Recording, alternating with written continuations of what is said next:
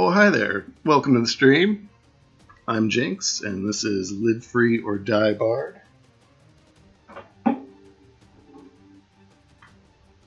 We are making role-playing games on Obsidian Portal, specifically a 5th edition Dungeons & Dragons game, Live Free or Die Bard. This is episode 2, so welcome to all of you who are watching. Welcome back to those of you who watched the episode 1 session, where we created our campaign on Obsidian Portal and got started with some conceptual stuff. Let's explain the stream. Basically, we're making a 5th edition Dungeons & Dragons world from scratch for you, in front of you, and you can participate too. Feel free, if you have any ideas or thoughts in the chat, to reach out, throw them out there. Just remember, family-friendly stream, so keep it cool. We're doing lots of musical puns and jokes. That's the general idea. That's kind of what we're basing it around. It's a humor game, and we're making it from the ground up. Hopefully, by the end of it, we will have all kinds of goodies that you can play with. You can use for your own campaigns, inspire your own stuff. You can hopefully run it straight from Obsidian Portal if you want to. What is Obsidian Portal? Obsidian Portal is a campaign management website. Basically, you can showcase your campaigns, your games, and keep notes. It's not just Dungeons & Dragons. We have thousands of other systems that you can use if you like those better. I'm using 5th Ed Dungeons & Dragons because it's popular right now. It's easier to get the books, and it's really crazy easy to learn. So that'll be good for any new players or new GMs. GM is Game Master, for those of you who don't know, and that's what we are today. So what have we done so far? Episode 1, we did a little quick tour of OP. We took a look around. We made a couple of initial additions to our campaign here. As you see, I've put up a little graphic here, a little banner. We'll probably add to that or change that as we go so we can have some cool stuff going on. I've got our title here. We've got Live Free or Die Bard. We've got our subtitle, Song of Dice and Liars. And we've got a little blurb about what this is going to be about. We'll flesh this out as we go, as we make the campaign, but since we don't know what the campaign is about, we're literally starting from scratch, we may want to fill that out later on. I'm trying not to do too much off of stream. I want you guys to be able to see what we're up to, what we're doing, and be able to follow along pretty easily, whether you're watching live or whether you're watching videos on demand. Eventually, these will also be on our YouTube page. Let's look over what we did last time. We talked about what you need to get started. You need a rule system. For this one, it's 5th edition D&D. Here's generally what the book looks like. Hopefully you can see that. You can get by with just the Player's Handbook if you want to. There's other books that you can certainly purchase if you want. You can get the PDFs too, whatever you need. And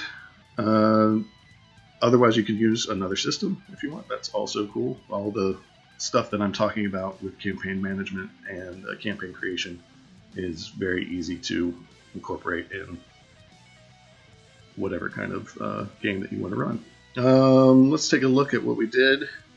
We did the quick tour. We've got our wiki started. Let me show you that. Obsidian Portal is a wiki-style format, so it's very easy to link things and find things. Most people are familiar with how wikis work. Basically, you're creating links to stuff in different pages, and you can interlink things.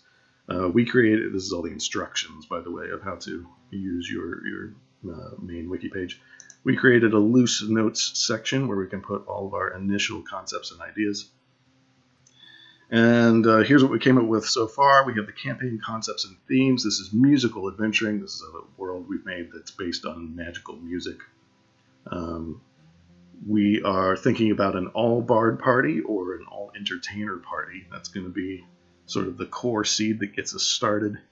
We want all these people to be gathering together for a musical adventure with lots of funny musical things in it. At some point, we're going to have the epic battle of the bands. That's what we're working towards. That's probably our end game, sort of a climax, or perhaps the climax of several chapters is going to be Battle of the Bands. We'll get into that as we write storyline. Musical dueling. We eventually want to write some custom rules. We do want to write some house rules, some things that go beyond just what's in the normal game of D&D, just so you can see how that works and how you would incorporate those, how you would write your own custom rules when you come up with a cool idea. We're doing lots of humor. As I said before, if anybody has any funny ideas they want to throw into the chat, please feel free to do so. We will add them to our collective campaign and everybody make it together. Ensemble is greater than the individual. That's the main theme of the stream and the game that we're going to be writing. We're going to try and include lots of story elements where the group working together can get things done much better than solo performers, as it were, which is a good lesson for all role-playing games. Plenty of musical puns and jokes. Whenever we come up with one, we're going to write them down somewhere in our notes and get them going. We came up with a brief history of the world. We're using musical history as our hook to tie our ideas onto that. So we're following along with a regular musical history. We start off with primitive chanting and songs. I fleshed this out a little bit. We're going to say that early magic was discovered by these primitive song makers and chant creators. They then codified this with cults and religions as they went. Later in the history of our little world, we have a classical period. This would be where all of your Baroque music starts and classical and all that sort of stuff. If you're a fan of music history, which I'm sure some of you are. So the classical period is where your civilizations grew and defined themselves by their musical magic. So eventually we're going to use that when we start creating parts of the world. Maybe different civilizations will have different styles of music that they latch onto and use that for their magic. And that will shape sort of the culture that grows around them. So that should be fairly fun to write when we get to that stage. The folk uprising. I was looking for a way to include folk music, so I threw this in there. This is where perhaps the common people rebelled against their feudal lords with the strength of numbers and humble spells.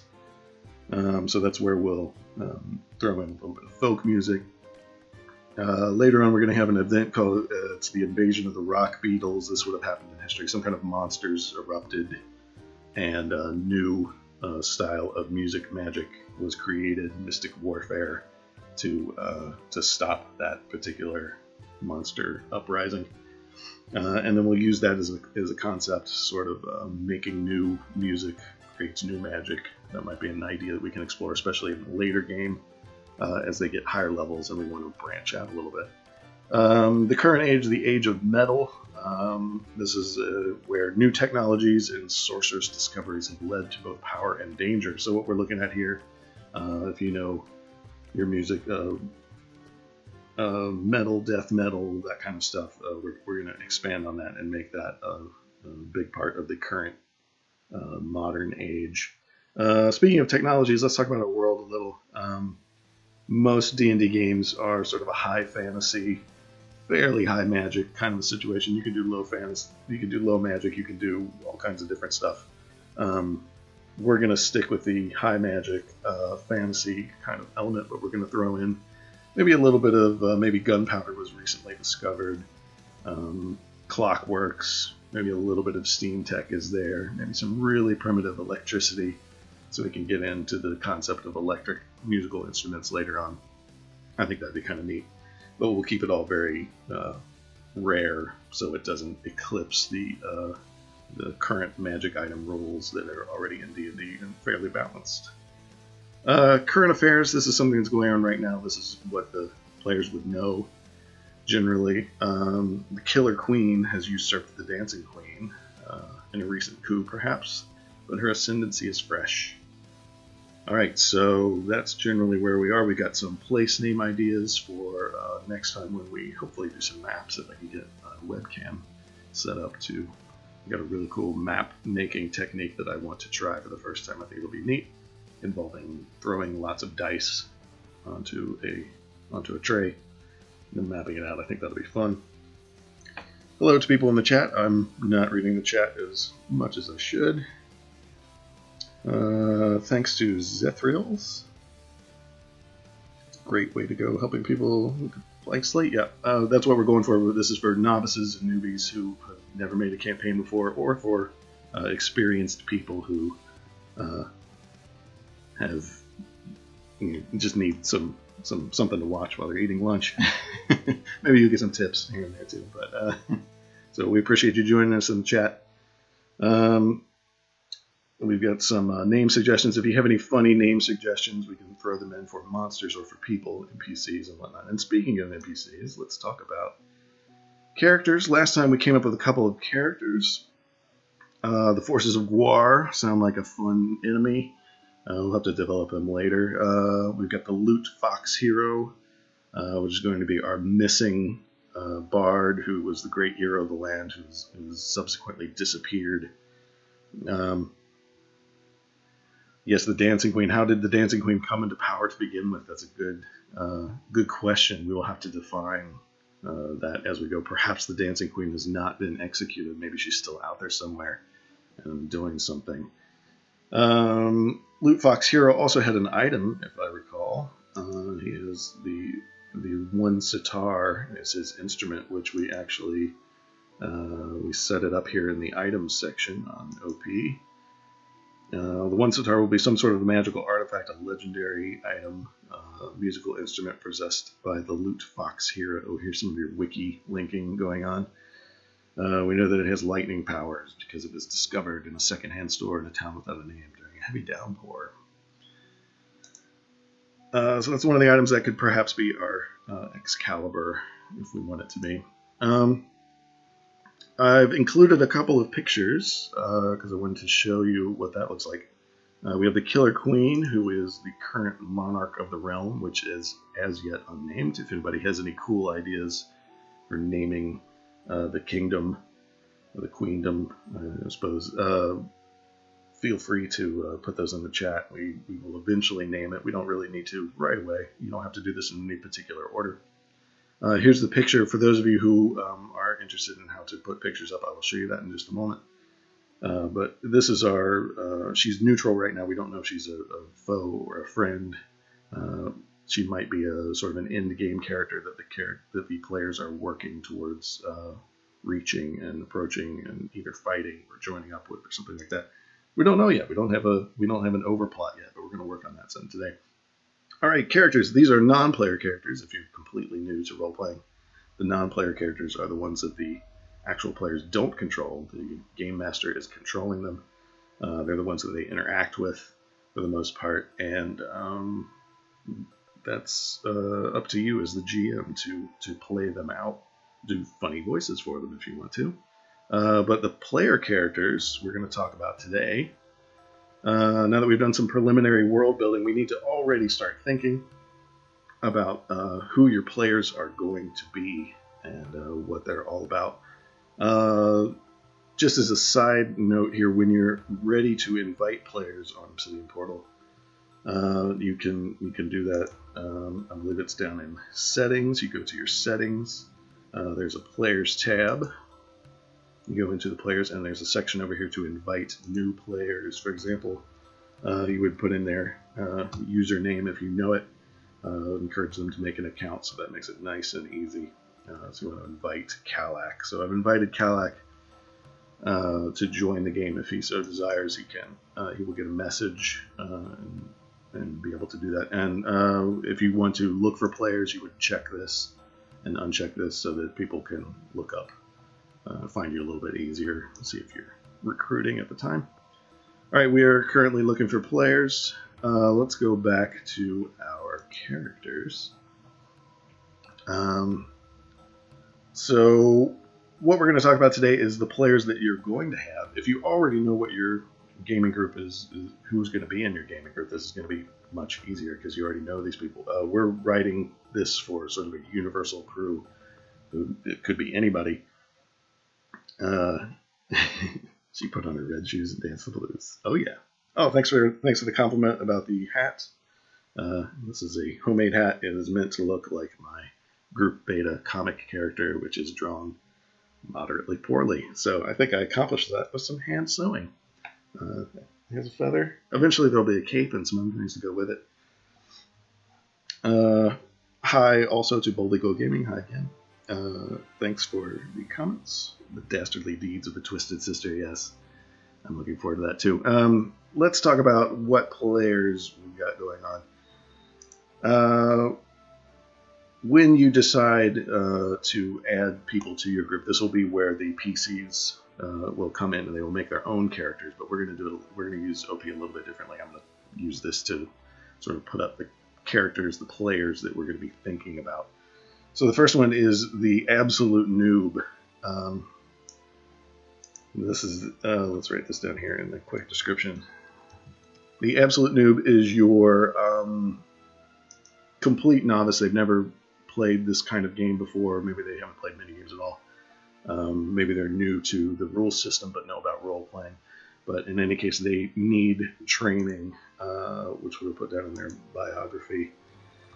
So what they're looking for is training and guidance and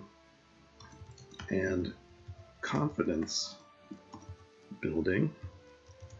Oops, if I can click the key. Training and confidence building. Needs more Viking horns. I'll work on that one next. Thanks to the mod for the links too. Appreciate that. Oh, that's a good class idea. Groupie or grip. That's a really good one. Yeah, because we don't want all of our players and characters to necessarily be musical or bards. They can be other things too. Roadie would be a good one. Also, if they're not musically inclined. The absolute noob. We need a name for the absolute noob, so we can think about him while we're writing our stuff. But we do want him to be a player character. So I'm going to click the little checkbox here. You can generate random names. By the way, the gender over here is the masculine or feminine versions of the names. So you can do some of these. Dish towel. Sounds like dish towel. Gunsar. And then you can modify some of those. But we will do, let's do Norbert the Noob. Alright, we don't need to generate any stats for him right now. I did want to show you how to do character portraits. Down here at the bottom you have a change character image. So you click on that, click here to upload. And then we're going to go into some of these pre-made images and whatnot that I have and see if this works. Here's a good one. Norbert the Noob. You click on it, it uploads. It gives you a check mark when it's finished. And then we want to create this character. There's usually a create or a save button at the bottom of most pages that you edit. Here's our Norbert the Noob, the absolute noob. He needs training and confidence building. And if we go back to our character list, you will see that Norbert is right up at the top. Player characters generally appear at the top of these particular lists unless you go in and do some customizing and move things around. But he's who we're going to be thinking about first when we start writing world stuff and adventures is Norbert the Noob, the guy who needs training. Niflheim Alpha suggests to defeat the Queen, we must first defeat Kiev, the Duke of Bacon. Keep Bacon. The Archmonks put this comics time. That's never been defeated. That's really good. I like that a lot. Okay, so we've got our Norbert the Noob. Let's think of some other types of players that are going to be joining games. We have the actor. I'm going to call her Alice the actor.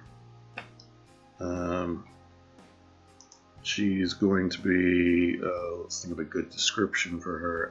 Basically, the actor is someone who loves the spotlight and loves the role-playing aspects of the game. They want to be talking and communicating with NPCs and things like that. Talkative and enjoys role-playing. So when you're thinking about these character types, these player types, you're going to want to think about what they need to get out of the game, what they love from the game, and also the things that they dislike. So she loves the spotlight. She likes to roleplay. And we will come up with a cool picture for her later on. Create. Oh, I needed to make her a player, didn't I? Let's go in, click player character, and save. Yeah, edits are pretty easy in this version.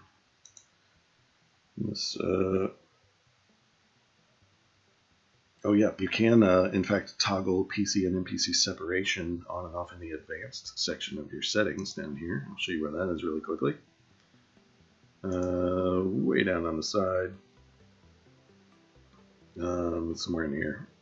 Here it is. Separate player and non-player characters. So that way, if you need different arrangements, you can definitely do that. So we've got Alice the actor, Norbert the noob. The actor in general, when you're writing adventures for the actor, you're going to want to include lots of NPCs to talk with, maybe monsters to talk with. Lots of chances for them to display their skills, to show off a little bit. Generally, they're going to when they do enjoy combat scenarios, they like to describe themselves, what they do. So make sure you give them opportunities to do that.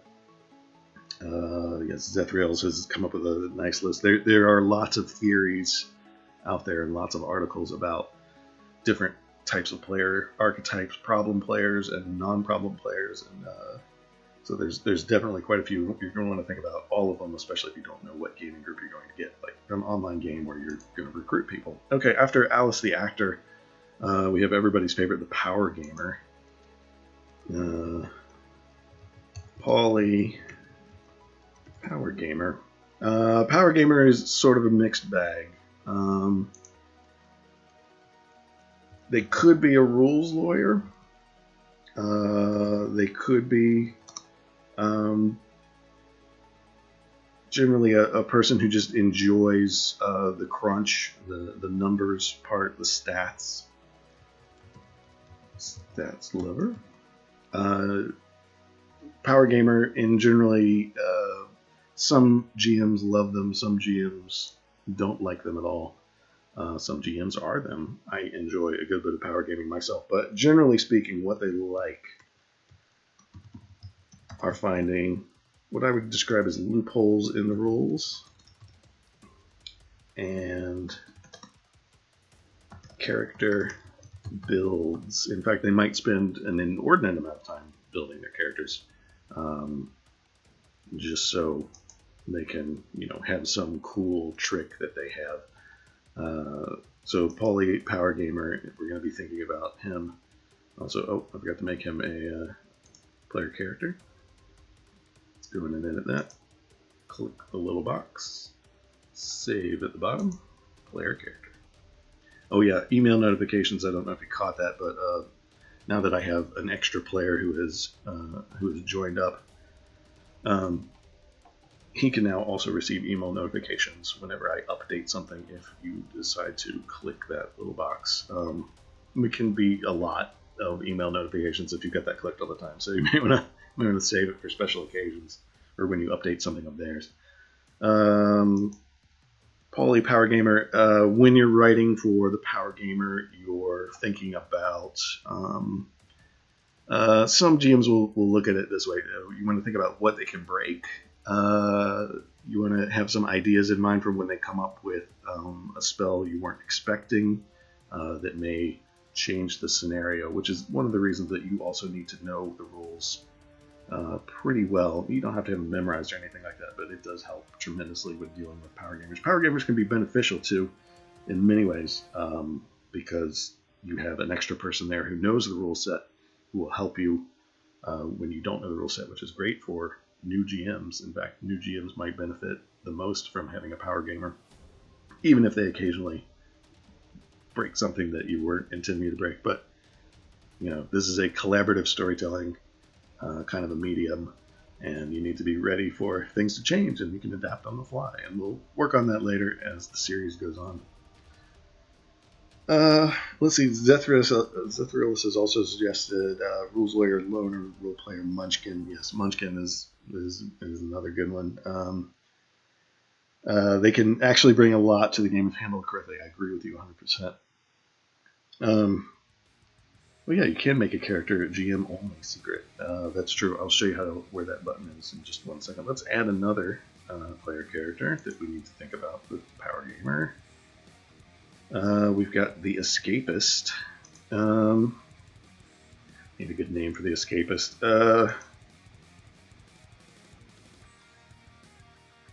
That 9 to 5 job is really boring. So the Escapist is someone who needs this game because they need to relax. They love to feel powerful.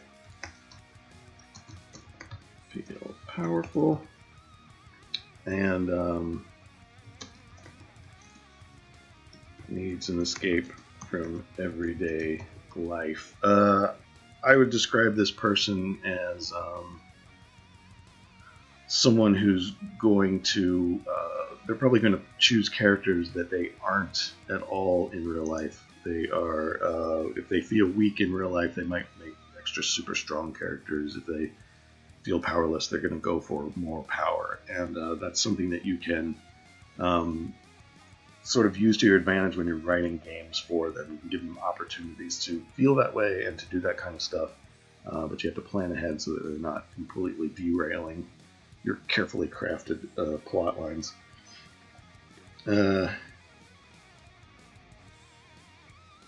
Yes, the GM secret. Yes, there's ways to do that, by the way. You've got some GM-only notes that you as the GM can put down here that only you can see. You can keep characters secret. By the way, you can add player secrets, all that kind of stuff. And here, once again, is the email all or notifications if you want to do that. Okay. Whoops. Oh, we get there. Name can't be blank. I forgot my name. All right. We need a good name for the Escapist. Eddie, suggested by Digital Prophet, is a good one. Eddie, the Escapist. All right. So Obsidian Portal's watching out for us and making sure we don't create blank things because you can't have them. All right, let's look at Eddie. All right, so we've got 4 of our players already. Alice the Actor, Eddie the Escapist, Norbert the Noob, Polly the Power Gamer. I've got a couple more that I want to add just for this session. We can add more later on as we decide we need them. The next one is one of everyone's favorites. This is the World Builder / author. We're going to call this Wanda. World Builder. Maybe Wanda the World Builder to keep it all nice. This will be a player character. So the World Builder, the author, is someone who is keen on contributing their own stuff to your campaign. They want to have an impact on the world most assuredly. So let's put that in their biography. To have an impact on your world, loves creating stuff. So, and for the quick description, likes to write, draw, and craft. So I would say the World Builder is going to be one of your better additions to your group. Generally speaking, they are the kind of person that will find little niches in what you've presented and will try and fill them with stuff, which is good. They want lots of extras. They're going to use their spare time and make things for you, and that's really good. If you're willing to incorporate those things in there, that's awesome. Sometimes they might make stuff that you just don't have time for, or can't use, or it would go against something. Like, let's say they make something that's going to go against one of your future plot lines that you really like, and you might have to reel them back in or help them adjust it slightly by giving them a couple of clues as to how to do that. But the world builder is definitely a good addition to your game, and they will likely go on to make games of their own if they haven't already. So they like creating things. Also with world builders, you get people who make actual physical stuff. They can make maps, they can make all sorts of goodies. They might make music for some of your things, videos, things like that. You use that if you've got one, because those are a rare breed and you need them. I've got one more that I want to add for right now, and then we'll add some more later as we think of them. The last one is the Explorer. The Explorer is someone who loves the discovery part of the game. Let's put that down here. Loves discovery. Wants to journey and experience your world. So the Explorer is, you'll probably have a mix of people, by the way. I should mention that. You'll have like power gamers who also enjoy exploring. You'll have escapists who are also into the role-playing and acting. So it's going to be a mixed bag. But the Explorer, let's put that there, player character. What you need to think about when you're writing for these types of players is giving them basically stuff to do. They're not going to be as happy sitting in one place all the time in your game world. They're going to want to see new things. They're going to want to progress the story, sometimes aggressively so. And so you're going to want to have stuff ready for them. Sometimes the Explorer, you'll need to throw some side quests at them. Ezra, that's a good one. Oops, if I can spell it. Ezra the Explorer. By the way, you can add tags, as we talked about last episode, to these. Description will be Wanderlust builds this type of player. And create. There's our Ezra the Explorer. Yeah, you're going to want to have stuff ready for them to do. If your game is starting to slow down a little too much, the Explorer will let you know by sometimes just starting to travel. Sometimes they'll just start walking south. And you should probably have that in mind. So you've got some pacing. The Explorer will help you keep pace. So here's our 6 initial player character concepts that we're going to think about while we're making adventures. Try and keep these folks in mind as you're writing. Like, let's say you're making a dungeon later on, which we're going to do in a later episode. You're going to want to have stuff for all of these folks to do. You're going to want to have a little bit of training if it's your first dungeon for Norbert the Noob, so that they know how to play the game. For example, if they've never done combat before in 5th edition D&D, you give them some small monsters to fight. You teach them combat by having them fight something that's not super deadly, so that they can get an idea of what they can do. You encourage them to use their powers and skills and abilities and whatnot, and that's basically how that goes. For Eddie the Escapist, you're going to want to give them opportunities to show off in the dungeon, maybe even reward them for showing off, maybe give them some fights that are solo fights, let them like feel what they're trying to get out of the game. Essentially, you gotta puzzle that out. Wanda the World Builder, they're gonna take care of themselves pretty well. You're gonna want to leave some holes in your world that they can fill if they're into, let's say they want to build a thieves guild. That's a popular one. Let them build a small thieves guild. Let them get one started, as long as it's not going to derail your plot. It's a little bit of extra fun. Might be a little bit of extra work for you, but for the most part, they're going to take care of that for themselves.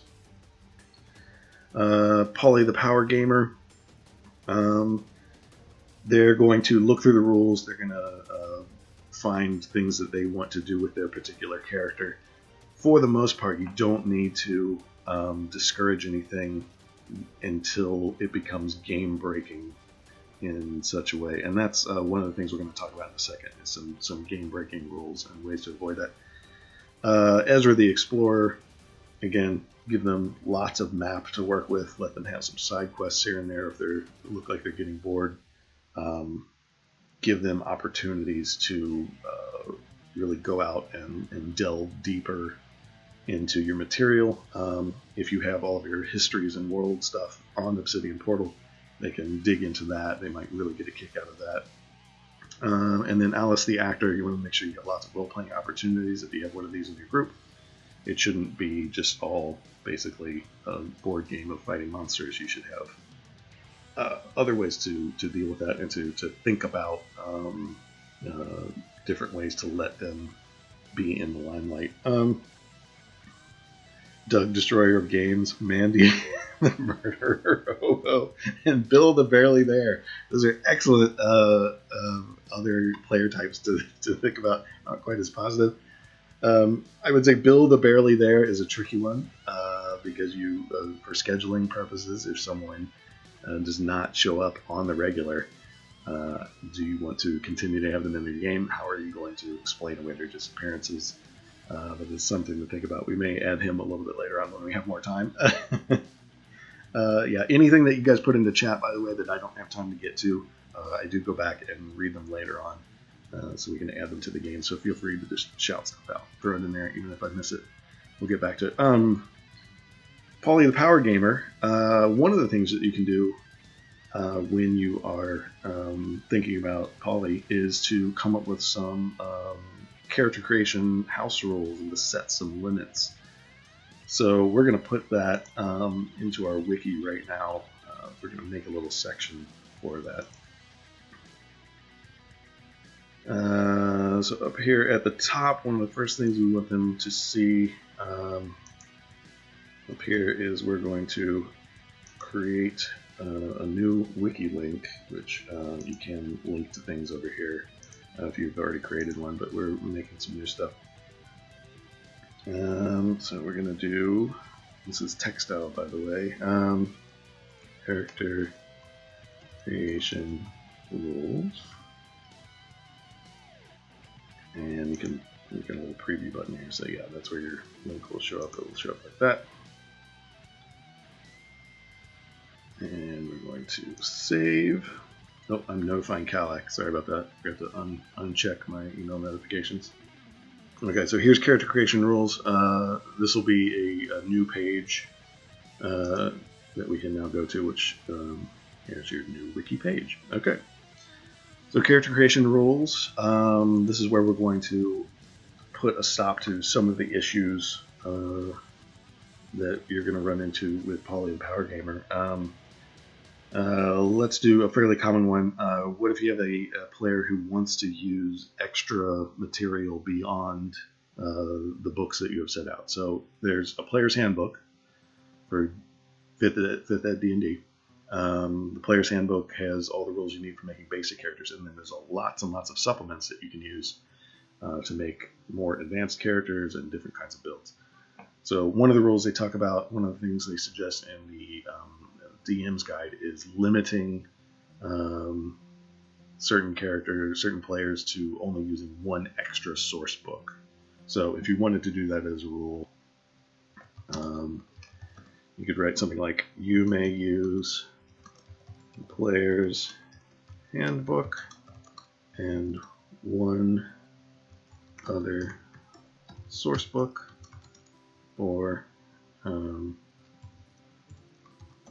similar game material to generate your first level character.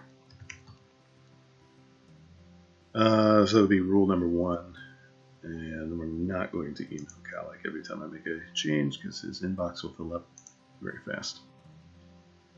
Okay, character creation rules. All right, so you have number 1, you may use player's handbook, one other source book, or similar game material like an old Dragon magazine or something like that if you had one for an older edition. Maybe an online source if you've got something like that.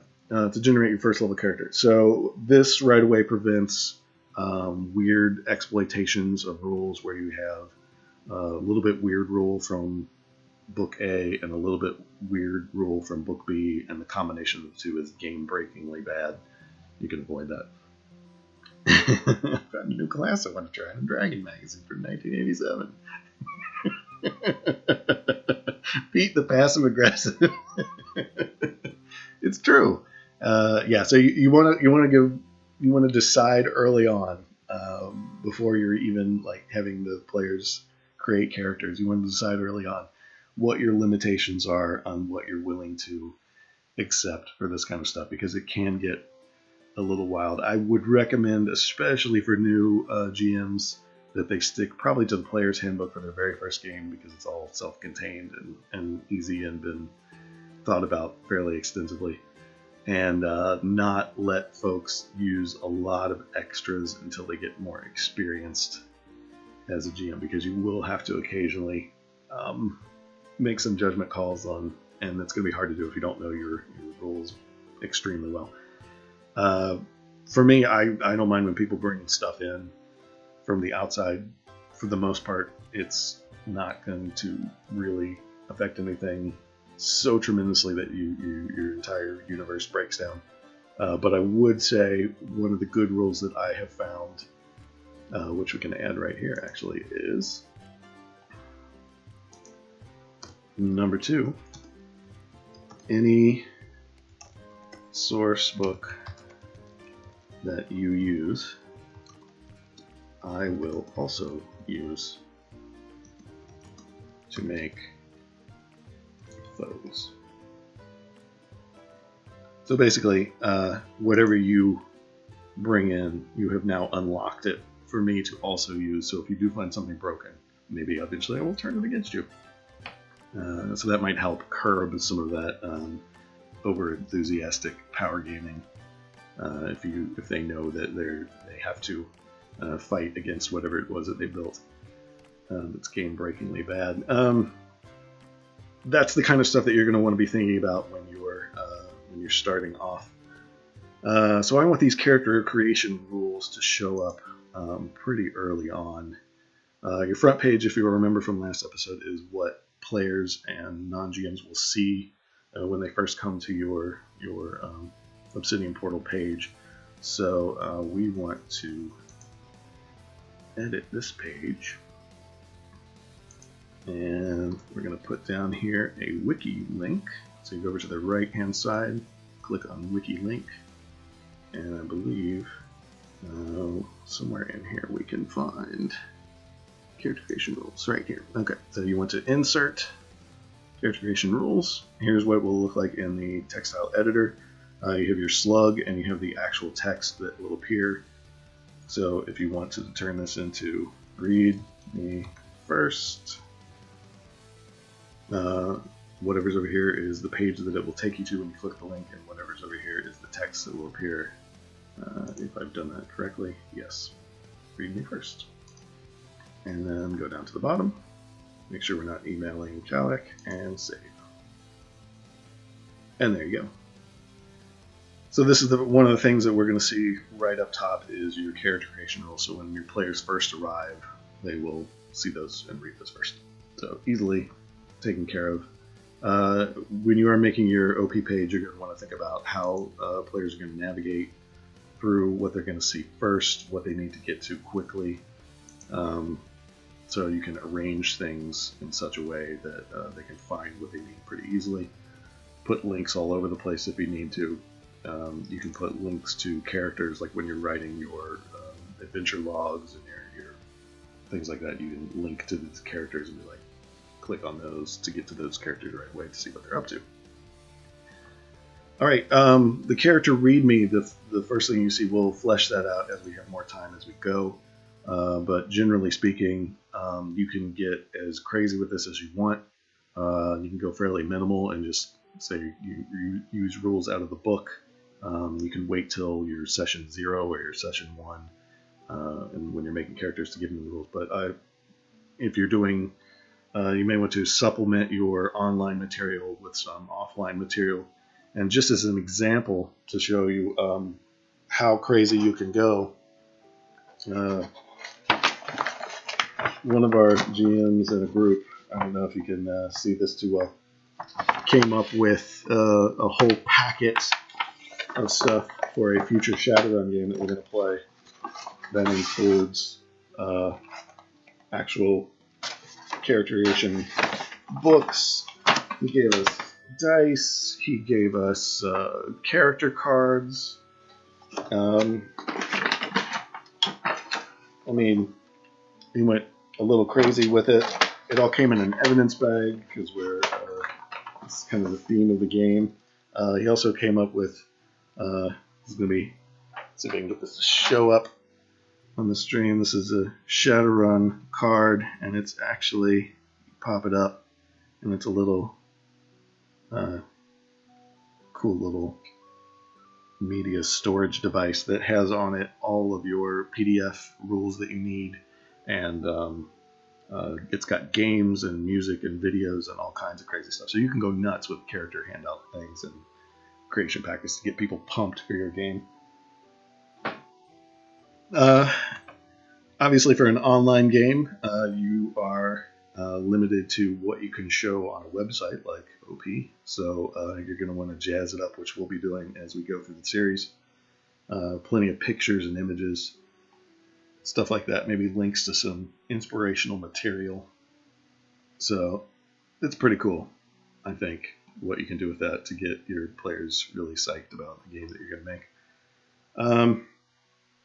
We've got a few minutes left, so some other things that you're going to want to think about when you're doing your initial stuff is, before you even really get into adventure writing or anything like that, think about your overplot.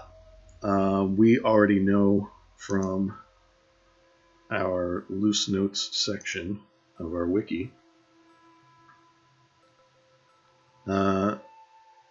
that we're focusing on an all-bard party with an epic battle of the bands at the end of it. You're going to want to have that in mind. How are we going to get them to that end game state? Probably in this particular campaign, we're going to just kind of announce it like in a year there's going to be a giant battle of the bands. You want your particular group to go around Pokemon style and train up and get better at what you do so that you can participate in this event, and that's where the end game is going to be. You also want to think about how you can use that overplot, what you can do in terms of things in between point A and point Z, and how that can relate to some of your themes and concepts, and how you're going to deal with all of those player character types whenever you make one of those. So this should always be in the back of your mind, just for setup. We are close on time, so I will also say that one of the things, if I can get the webcam for next week, we're going to be doing some cool map techniques and get our world started in that way. If you have any cool ideas, you can join us next week and come up with funny musical names for places and things on the map. That would be kind of cool. If not, we'll start some plot writing if I don't get the webcam. And we'll get into how you plot out an overplot. And then we need to also get into our first adventure. We're going to be using our adventure log. Normally in Obsidian Portal, this is where you or your players write their records of their missions, but I think we're going to use this as where we record our adventures, so that if you want to use this particular campaign later on and run it as a GM, you'll come here and do that kind of stuff. So next stream, maps. Hopefully we can make some cool stuff and then upload it, because I think maps are a great way for players to sort of get a taste of the world just by looking at a single image. We might come up with some more item ideas, because we only have the one so far, but we need to give them some ideas through the items of what the world is all about and why the music-magic combo is important. We're definitely going to come up with some more characters and flesh out the characters that we do have. We'll probably go into character creation next time. If you've never created the 5th Ed D&D character, maybe we'll try and get into that if we've got time. Basically, you're just following the steps of the player's handbook, rolling some dice, and it's not too bad. But I'll try and walk you through that for those of you who've never done it before, because you may have to do that as the GM quite a few times. What else? So if you would like to come check out our